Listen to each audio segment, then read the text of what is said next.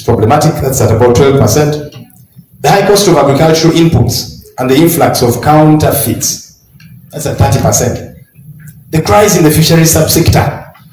Fishermen are always hounded, beaten, killed because of trying to eke out a living.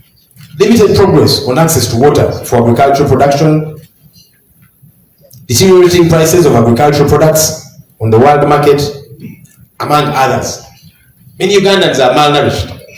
If you read reports from entities like Food Rights Alliance, many of our people are malnourished.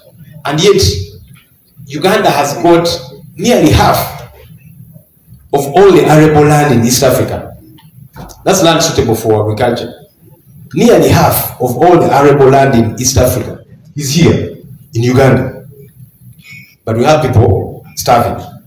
This is what we must do. One, adhere to the implementation of the National Agricultural Finance Policy to align it with the Malabo 2014 and Kampala CAP 2025 declarations, and commitment to align with NDP4 targets. We've got to revamp the National Seed Company, expedite the National Agricultural Extension Strategy, finalize the National Irrigation Master Plan, and then urgently operationalize the Fisheries and Aquaculture Act of 2022. There's the tourism sector. Tourism has got a lot of potential in this our country, but it is neglected. Limited funding happening there. The infrastructure leading to some of these game parks is in a sorry state. I remember there's a time some tourists got stuck on the road for a day and a half, and the then Minister of State for Tourism, said that that's part of the tourism experience, for them to see what a third world country is like. So these guys were stuck for nearly 2 days trying to push their car, because they took off time from their country for maybe 4 days to come and spend some dollars here in Uganda. But for 2 days they're stuck on the road. And the one Chiwanda Subi, who was the Minister of State for Tourism, then said that's part of the tourism experience. Those are Museveni's ministers. Let me talk about trade, industry and cooperative sector. Maybe I'll let you read that in the booklets we have availed to you. There's water and environment sector, which is also very critical. I'd encourage us to read so that I don't take too long here. Look at the proposals that we have there really. Strengthening enforcement of environmental protection laws, investing in reforestation and wetland restoration programs, improving access to clean water, particularly in rural areas. Many Ugandans today don't have access to clean water. Enhancing waste management infrastructure to reduce pollution. There's the energy sector. And we are saying we've got to expand rural electrification through off-grid solar and mini-grid solutions. Only about 30% of our country is connected to the national grid. 70% are in darkness.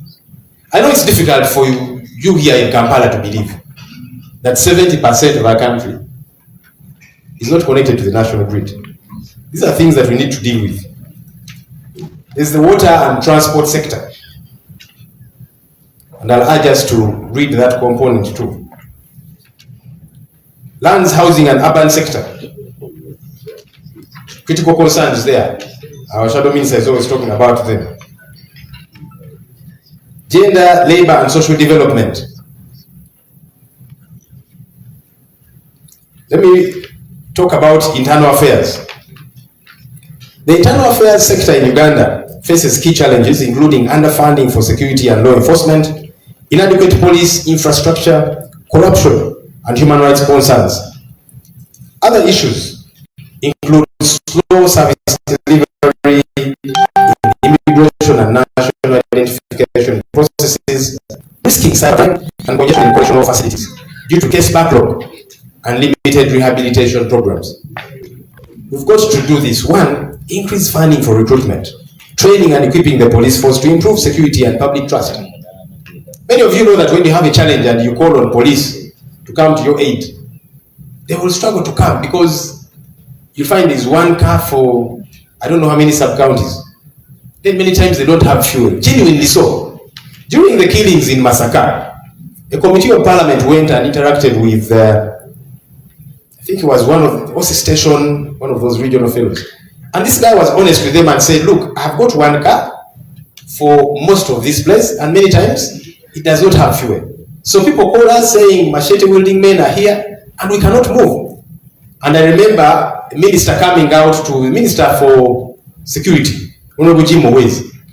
He came out to castigate this police officer, in fact wanted to sanction him. It was until the public said, but the man is speaking the truth. There's just one truck in that whole region area, that specific one where the committee was. Many times it doesn't have fuel.